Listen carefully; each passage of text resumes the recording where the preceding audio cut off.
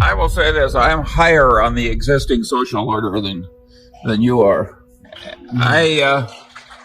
There's always plenty wrong with a social order, and certainly there are places where ours is a lot more broken than it used to be.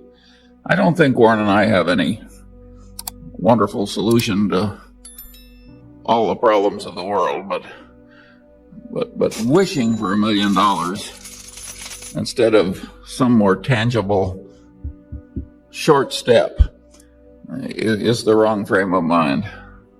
That isn't the way we got our $1 million. But I don't. Warren might give a different answer, by the way. He's no, I would agree with the wishing for a job. Makes a lot of sense to me, and figuring out how to get one and then going from there. But there is, and always has been. That doesn't mean it always should be, but there is a tremendous amount of inequality. What you don't want is an inequality of opportunity. There will be a lot of inequality in ability.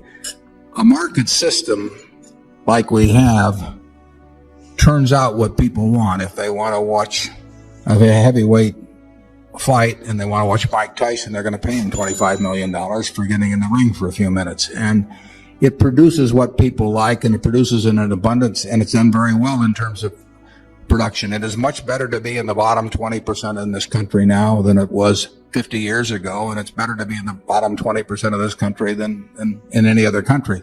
But it still isn't very satisfactory. The market system does not reward teachers, it does not reward all kinds of people who do all kinds of useful things in any way comparable to how it will reward entertainers or people who can figure out the value of businesses or athletes or that sort of thing. A market system pays very big for something that will entertain them. People want to be entertained a good bit of the day, and pays better for people that will entertain and educate. I don't want to tinker with the market system. I don't think I should be telling people what they should want to do with their lives, but I do think that it's incumbent on the people that do very well under that system to be taxed in a manner that takes reasonable care of anybody that is not well adapted to that system, but that it's a perfectly decent citizen in every other regard. And that is, I don't want to start getting into comparable worth in terms of how I tax, but I do think that somebody like me that happens to just fit this system magnificently, but wouldn't be worth a damn in Bangladesh or someplace, because what I have wouldn't pay off there. Their system would not reward that. I think that we get from society. This society provides me with enormous rewards for what I bring to the game. It does the same with Mike Tyson. It does the same with some guy whose adenoids are right for singing or whatever it may be. And I don't want to tamper with that, but I do think those people who are getting all kinds of claim checks on the rest of society from that, I think there should be a system where people who are not well adapted to that system, but that are perfectly decent citizens in every other respect, do not really, fall through the slats on that. And I think progress has been made on that over the last 50 years, but I think we're far from a perfect society in that respect. And I hope, more progress is made in the next 50 years. I don't think the wishing for the $1 million, though, is, it doesn't work that way. And I think, but if you are lucky enough to have something that the market system rewards, you do very well here. And if you're unlucky enough to have something it doesn't reward, you do better now than you would have 30 or 40 years ago, and you do better than in other countries.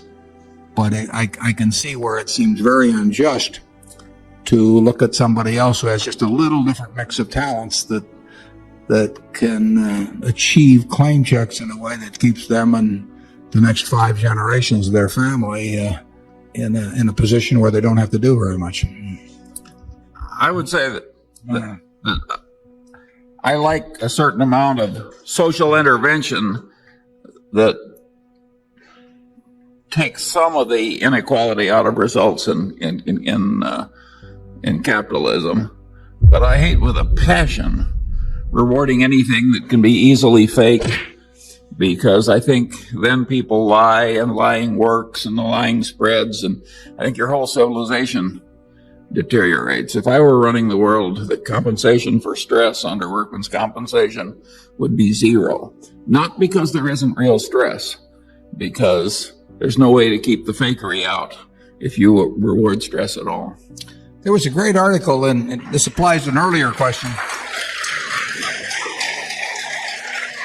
There was a very good article in Forbes about one issue ago that showed the occupational profile of the U.S. At a couple of different intervals going back to 1900. And one problem you can see just by looking at that profile is that if you assume 20% of the bottom 20%, however you measure it in terms of employability, whether it's measured by IQ or interest in working or energy level or whatever you want to do, they fit very well most of the jobs that were available 100 years ago. In other words, you could do most of the jobs, of which there were many, with relatively unimpressive mental abilities. And as jobs have changed, the profile of people hasn't changed. So there are more people that end up on the short end. Now, the good part of that is the society produces so much more that it can take care of those people one way or another. Now, the trick is to take care of them and make them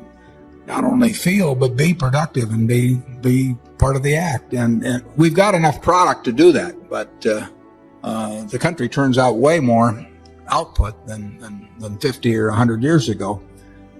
We're not perfect at figuring out how to make the bottom 20 or 30% in terms of abilities fit a new changing job profile. I really recommend you look at that Forbes magazine, because if you think through the implications of those charts, I think you'll see what social problems have to be attacked.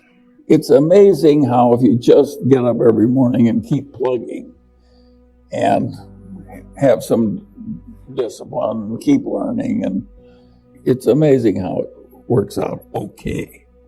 I don't think it's wise to have an ambition to be president of the United States or a billionaire or something like that, because the odds are too much against you. Much better to aim low. I did not intend to get rich. I wanted to get independent. They just overshot. And